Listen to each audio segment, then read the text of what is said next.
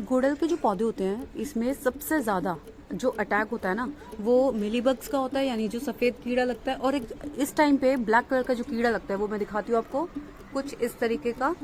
ये देखिए यहाँ पे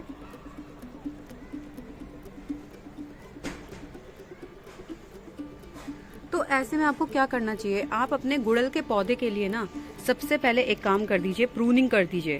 प्रूनिंग बहुत ज़रूरी है। दूसरी चीज़ ये पत्तों की सफाई करनी बहुत ज़रूरी है।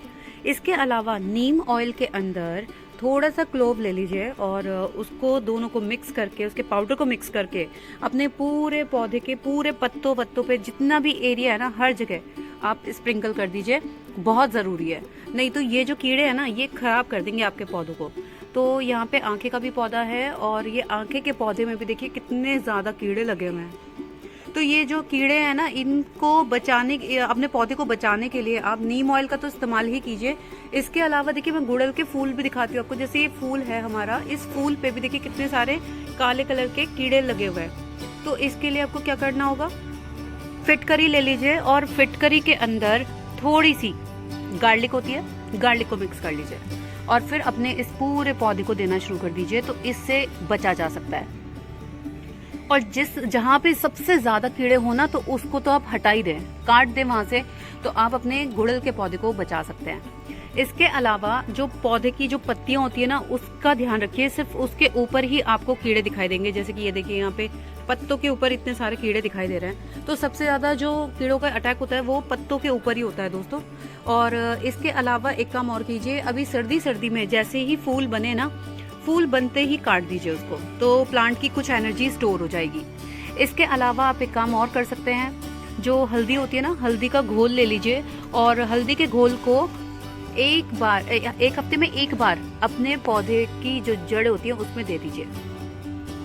ध्यान रखिए जो ये होती है ना फालतू की जो ये वीड्स होते हैं, जो अनवांटेड प्लांट होते हैं, इनको भी हटाना बहुत जरूरी है।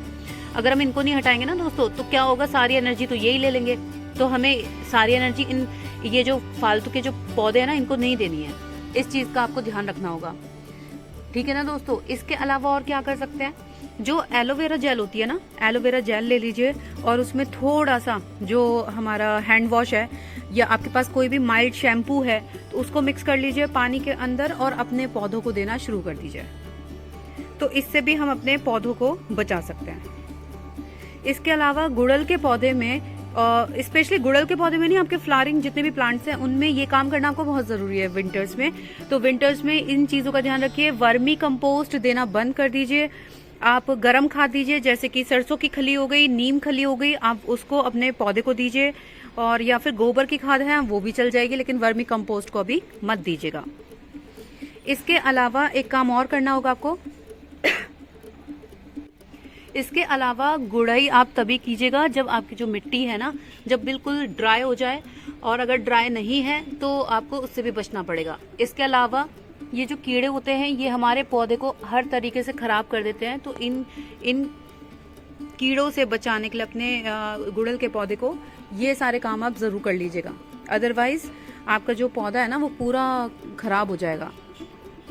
तो ये इन्फॉर्मेशन कैसी लगी मेरे को आप ज़रूर बताइएगा, और कमेंट सेक्शन में अपने क्वेश्चंस को आप पूछ सकते हैं और अपने सुझाव दे सकते हैं। गार्डन गपशप को सब्सक्राइब कीजिएगा और बेल आइकन को प्रेस कर दीजिएगा ऐसी ही इंटरेस्टिंग इन्फॉर्मेशन के लिए।